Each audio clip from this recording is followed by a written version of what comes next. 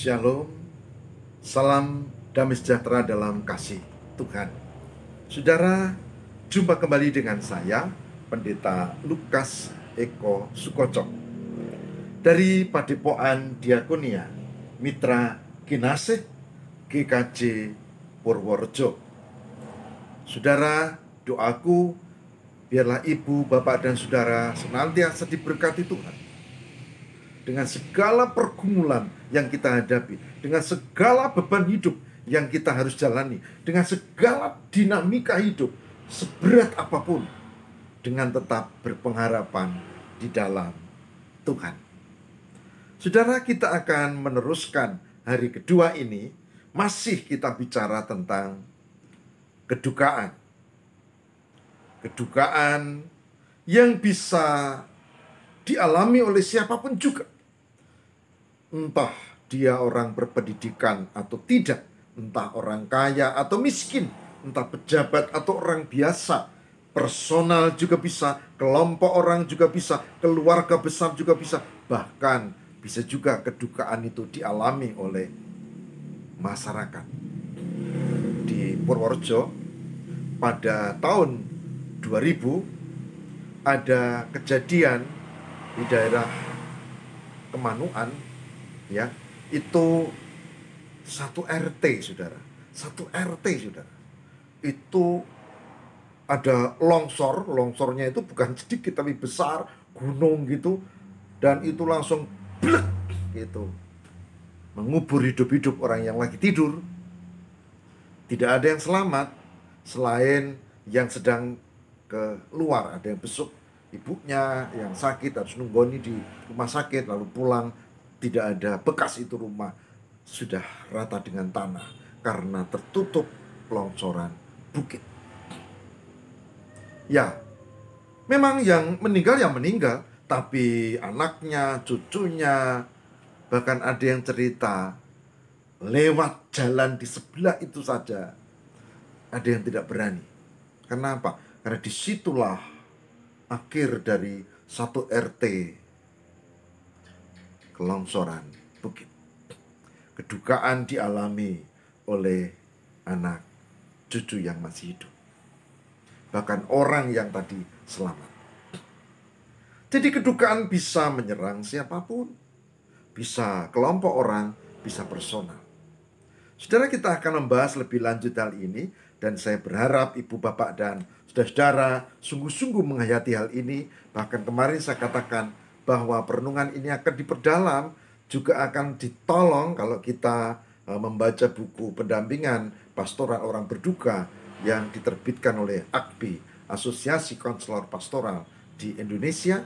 Bukunya memang tipis dengan bahasa yang lugas. Pak Toto yang menulis, Pendeta Toto S. Wirya Saputra. Ya, ini memang dia doktor spesialis kedukaan dari Amerika. Secara itu tidak penting, ya. Tapi kalau mau memperdalam baca buku ini, kalau tidak melalui video ini, kita juga akan ditolong. Karena yang terpenting adalah kita memahami, kita mohon kekuatan Tuhan, kita bisa menjalani kehidupan, syukur, kita bisa menolong orang-orang sekitar kita yang mengalami kedukaan, supaya mereka tidak mengalami kedukaan berkepanjangan, lalu menimbulkan gangguan, bahkan akhirnya sakit, penyakit yang complicated. Saudara, mari kita cermati hal ini. Saya akan mengajak kita untuk pertama-tama membaca bagian dari firman. Saudara yang terkasih di dalam Tuhan, kita akan membaca bagian dari firman Tuhan dari kitab Injil Yohanes. Yohanes pasal 20. Yohanes pasal 20. Ayat 11 sampai dengan 18. Saya ajak baca, nanti kita akan jeda sambil kita coba beri tekanan-tekanan agar kita lebih menghayati. Yohanes 20 ayat 11 sampai dengan 18. Ayat 11, coba perhatikan. Tetapi Maria berdiri dekat kubur itu dan menangis. Sambil menangis, ia menjenguk ke dalam kubur itu. Dan tampaklah olehnya Dua orang malaikat berpakaian putih, yang seorang duduk di sebelah kepala dan yang lain di sebelah kaki, di tempat mayat Yesus terbaring. Kata malaikat-malaikat itu kepadanya, "Ibu, mengapa engkau menangis?" Jawab Maria kepada mereka, "Tuhanku telah diambil orang, dan aku tidak tahu di mana ia diletakkan." Saya stop dulu pembacaan sampai ayat 13. Saudara, Yesus disalibkan, mati, dan dikuburkan. Lalu menjelang Sabat, Jumat sore, menjelang petang, maka penguburan itu tergesa-gesa. Dan sesuai dengan tradisi di sana, penguburannya itu tidak di dalam tanah, tapi di goa, dengan ditutup pintu, dimeteraikan, dan dijaga prajurit. Karena apa? Karena Yesus pernah mengatakan bahwa dia akan bangkit pada hari ketiga, maka harus dijaga. Saudara, Maria pada hari ketiga menjenguk, minta izinlah rencananya untuk bisa meneruskan, merawat, memberi ramuan-ramuan kepada Sang Guru Yesus. Tapi ketika Minggu pagi-pagi benar, mereka sampai di situ, ternyata kubur pintunya, pintu batu itu sudah terguling, dan prajurit-prajurit itu lari karena ada kejadian, ada cahaya surgawi, malaikat turun menggulingkan batu itu, dan Yesus bangkit. Maka Maria menangis. Dia tidak yakin bagaimana mungkin ada orang mati bangkit. Dia yang menguburkan bersama timnya. Dia tidak tahu bagaimana mungkin ini ditutup batu lalu dijaga tentara. Kok bisa enggak ada nih, jenazahnya di mana? Maka dia berpikir, oh ini diambil orang, ini diambil orang. Dicuri maksudnya. Ya, dari dulu ada juga sih model pencurian jenazah ya, tidak hanya di Jawa ya barangkali. Mungkin di kota, di pulau lain juga, di tradisi suku lain juga. Maria berdiri dekat kubur itu dan menangis. Sambil menangis dia menjenguk ke kubur itu. Dan dia melihat dua orang malaikat. Dikatakan di sini, malaikat, "Ibu, mengapa engkau menangis?" "Tuanku, enggak ada." Tapi malaikat itu tidak memberi penjelasan. Dan ketika Maria menoleh, dia melihat. Mari kita lihat ayat yang ke-14 dan seterusnya. Demikian. Sesudah berkata demikian, ia menoleh ke belakang dan melihat Yesus berdiri di situ. Tapi ia tidak tahu bahwa itu adalah Yesus. Saudara, Maria adalah murid. Kedekatannya dengan Yesus tidak usah diragukan. Bagaimana mungkin baru beberapa hari tidak mengenali? Bisa enggak? Bisa. Kenapa? Pangling? Bukan. Tidak mengenali. Kenapa? Karena dikuasai oleh kedukaan. Orang yang mengalami kedukaan, goncangan kehilangan, dia tidak akan melihat dengan objektif. Yang ada di sini adalah Yesus sudah meninggal, dikuburkan, dan jenazahnya hilang. Jadi ketika dia melihat Yesus, oh pasti bukan Yesus, toh. Dan saudara melihat bacaan ini. Ayat 15, ayat 14-15 saya ulang ya. Yohanes 20, 14 dan seterusnya. Sudah berkata demikian, ia menoleh ke belakang dan melihat Yesus berdiri di situ, tapi ia tidak tahu bahwa itu adalah Yesus. Kata Yesus kepadanya, "Ibu, mengapa engkau menangis? Siapakah yang engkau cari?" Maria menyangka orang itu adalah penunggu taman. Lalu berkata kepadanya, "Tuhan, jikalau Tuhan yang mengambil dia, katakanlah kepadaku, di mana Tuhan meletakkan dia, supaya aku dapat mengambilnya." Saudara, orang boleh saja berdandan dan kita tidak mengenali. Tapi kalau kita punya kedekatan, suaranya pun kita mesti kenal. Suaranya pun kenal. Kalau kita dekat ya, orang dekat. Atau ini public figure gitu. Kok Maria tidak ya? Karena dikuasai kedukaan yang mendalam. Sampai tidak hanya pangling, wujud rupa, tapi juga suara. Ayat 16, kata Yesus kepadanya, Maria. Maria berpaling dan berkata kepadanya dalam bahasa Ibrani, Rabuni, artinya guru. Saudara, Yesus mendekati dan menggunakan sapaan yang tidak banyak dilakukan orang. Maria memanggil nama dengan nada yang khas, Maria. Dan langsung sadarlah dia, kedukaannya terobati. Yesus itu yang menyembuhkan dengan menampakkan diri. Dan dia berkata, Rabuni, guru. Kata Yesus kepadanya, janganlah engkau memegang aku, sebab aku belum pergi kepada Bapa, dan seterusnya. Perhatikan ayat 18. Maria Magdalena pergi dan berkata kepada murid-muridnya, aku telah melihat Tuhan, dan juga bahwa dia yang mengatakan hal itu kepadanya. Saudara, kedukaan itu disembuhkan pada saat khusus. Karena apa? Karena Yesus mengerti bahwa Maria mengalami kedukaan yang hebat. Karena Yesus mengerti bahwa itulah cara untuk menyembuhkan. Secara personal, disapa dan didekati, didampingi. Bahkan disapa dengan sebutan yang khas. Disebutkan tadi Maria. Dan Maria sembuh kedukaannya. Saudara, kita hayati hal ini, saudara. Saudaraku yang terkasih di dalam Tuhan, ada beberapa tingkat kedukaan. Ya, ada beberapa tingkat kedukaan.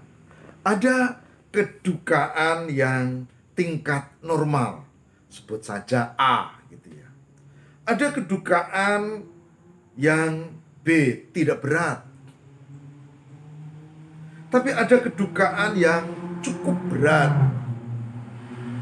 Ada kedukaan yang berat dan ada kedukaan yang sangat berat. Yang dialami oleh Maria tadi termasuk kedukaan yang berat atau bahkan sangat berat.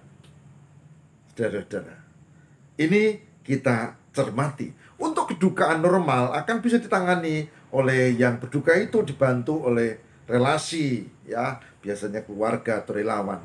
Yang tidak berat juga tidak memerlukan penolong yang profesional seperti A tadi. Hanya mungkin cuma waktunya sedikit lebih panjang pendampingan dari keluarga. Nah, untuk menolong yang tingkat B, biasanya ada relawan dan itu orang yang dikenal baik oleh orang itu. Sementara tingkat C yang cukup berat, diperlukan orang yang terlatih. Yang berat itu jelas perlu juga orang yang terlatih. Apalagi yang sangat berat. Yang sangat berat. Nah, saya bersyukur karena AKPI melatih ini relawan untuk menangani A, B, C, tapi juga melatih orang profesional untuk yang menangani yang berat, dan D sama E yang sangat berat. Karena tingkat kedukaan itu ada yang normal, ya, yang A itu normal, ada yang tidak berat B, ya, ada yang cukup berat C, tapi ada yang berat D, ada yang sangat berat. Nah, untuk yang normal dan tidak berat itu bisa ditangani relawan. Tapi kalau sudah mulai cukup berat dan sangat berat, itu dibutuhkan profesional. Dan tadi saya bilang AKPI melatih ini, dan saya bersyukur karena ada lembaga yang memiliki kepedulian untuk menolong orang-orang yang berduka. Saudaraku yang terkasih di dalam Tuhan, Saudaraku yang terkasih di dalam Tuhan, jadi saya ulangi, untuk yang tingkat kedukaan A, normal, itu bisa didampingi oleh keluarga dan mungkin relawan. Kalau itu di komunitas, di gereja, atau di pesantren, atau di masyarakat, ya ada orang-orang yang menjadi relawan yang dilatih. Dan itu tidak harus memiliki basic psikologis, teologis, dan seterusnya. Cukup orang-orang yang terlatih dan memiliki kepekaan. Itu untuk yang A, yang normal. Juga yang B, yang tidak berat. Hanya itu butuh juga relawan yang dilatih. Sementara yang C, yang cukup berat, ya, yang cukup berat, atau yang berat, yang D, atau yang sangat berat, yang E, itu membutuhkan tenaga profesional. Bahkan saya beritahu, kalau yang berat atau cukup berat itu tenaga profesional. Tapi kalau yang sangat berat kasusnya, maka itu tidak cukup tenaga profesional, tapi itu tenaga profesional yang berpengalaman. Yang dialami Maria adalah yang sangat berat dan ditangani langsung oleh sang guru, yaitu Yesus Mesias. Saudara, saya merindukan, jadilah orang yang bisa meringankan beban orang lain. Tapi juga jadilah orang yang bisa menyelesaikan pergumulannya sendiri, kedukaannya sendiri. Maka saya merindukan, setelah kita bisa menyelesaikan diri kita, maka kita saatnya belajar untuk berguna bagi orang lain. Misalnya, kita belajar menjadi relawan untuk mengatasi kedukaan. Bahkan yang memungkinkan dengan basic psikologi dan juga teologi, bisa belajar untuk menjadi tenaga profesional. Dan tadi sudah saya bilang, AKPI, Asosiasi Konselor Pastoral Indonesia, yang melatih itu. Saudara, kalau itu dilakukan, maka kita tidak hanya memberitakan berita sukacita ini, tapi kita melakoni, menjalani, dan hidup kita berguna bagi orang lain, bahkan orang-orang di sekitar kita. Karena apa? Kedukaan banyak terjadi di mana-mana. Apalagi masa pandemi seperti ini, kedukaan luar biasa terjadi di mana-mana. Saya baru saja membaca berita ya hari ini di Tangerang, kalau tidak salah, terjadi. Orang naik motor, kemudian ada angkot gitu, dan angkot itu nyenggol. Sebetulnya nggak seberapa, luka juga tidak, tapi karena sesuatu, maka yang naik motor ini marah. Kemudian si sopir angkotnya itu ketakutan, lari. Kemudian dia tidak bisa mengejar, dan dia ambil korek api. Kemudian dibakar itu angkotnya itu, dibakar, marah. Kenapa bisa begitu? Tidak tahu. Tapi kita bisa menduga ada sesuatu yang tidak beres. Mungkin yang pemuda yang membakar angkot itu punya pengalaman tertentu yang belum terselesaikan, kedukaan panjang yang belum terselesaikan. Mungkin saja. Tapi menarik untuk diteliti, jika mungkin. Saudara, yang pasti, saya sekali lagi mengajak, mari kita hadapi kehidupan. Kita belajar untuk menata diri, dan jika sudah saudara tergerak, lebih bagus kalau kita menjadi relawan dan kemudian belajar supaya bisa bermanfaat bagi orang-orang sekitar kita. Mari kita berdoa.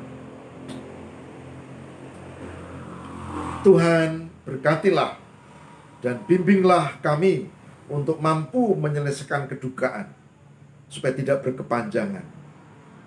Dan bimbinglah kami setelah usai, supaya kami juga bisa membantu, menolong orang di sekitar kami menghadapi kedukaan.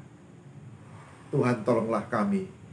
Sekali lagi kami berdoa untuk aktivitas AKPI, lembaga yang melatih relawan, yang melatih tenaga profesional untuk menangani kedukaan.